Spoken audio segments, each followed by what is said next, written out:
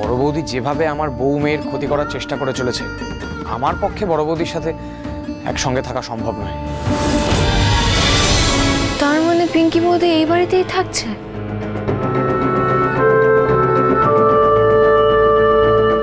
কি বলছিস রানী, তাই নাকি? ওকে আমরা আর বিশ্বাস করতে পারছি না। বাড়িতে একটা 5-6 মাসের বাচ্চা আছে, ও তার পর্যন্ত ক্ষতি করার চেষ্টা করেছে। আমার তো মনে হয় ওর একটা সাইকোলজিক্যাল প্রবলেম চলছে, ট্রিটমেন্ট প্রয়োজন। আমার এটাই মনে হচ্ছে, একটা মানুষ মানসিকভাবে অসুস্থ না থাকলে আপনজনদের ক্ষতি কি করে করতে পারে, স্পেশালি একটা বাচ্চার ক্ষতি কি করে করতে পারে? বাহ, যেহেতু উচিত কথাটা বললাম, অমনি আমি হয়ে গেলাম সাইকোলজিক্যাল পেশেন্ট। আমার ট্রিটমেন্টের দরকার। দেখছো রনক, এদের সাথে কথা বাড়িয়ে কোনো লাভ নেই। তুই বুঝতে পারছো না রানী কিভাবে এদের সকলের চোখে ঠুলি পরিয়ে রেখেছে?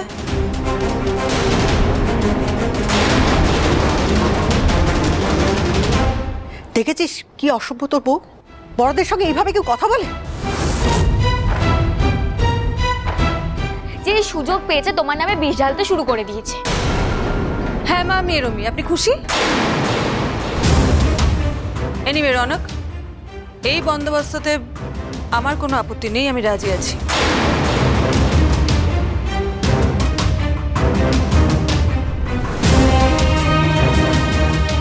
ভালোই খেলছো তুমি পিঙ্কি বৌদি। প্রথমে তো খুব ঘাবড়ে গিয়েছিলে, এখন আর সেসব কিছুই নেই। তবে সবাই যেন এটা না ভেবে নেয় এর মানে আমি বাড়ি ছেড়ে যেতেও রাজি আছি, সেটা কিন্তু হবে না।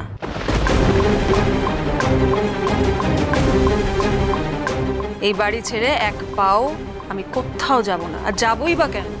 আমার হাজবেন্ড এই বাড়ির বড় ছেলে, প্রত্যেকের মতো ওরও, মানে আমাদের ইকুয়াল রাইট আছে এই বাড়িটার ওপর।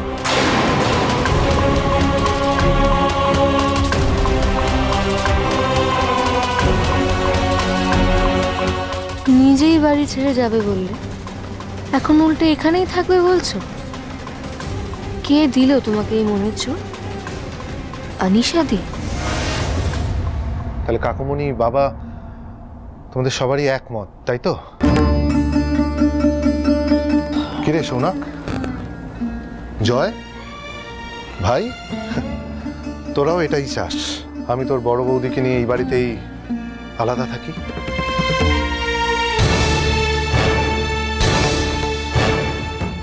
দেখ বরদা, আমরা তোকে ভালোবাসি, আমরা কেউ চাই না তোর থেকে আলাদা হয়ে যেতে, কিন্তু বড় বৌদি যেভাবে আমার বউ মেয়ের ক্ষতি করার চেষ্টা করে চলেছে, আমার পক্ষে বড় বৌদির সাথে একসঙ্গে থাকা সম্ভব নয়।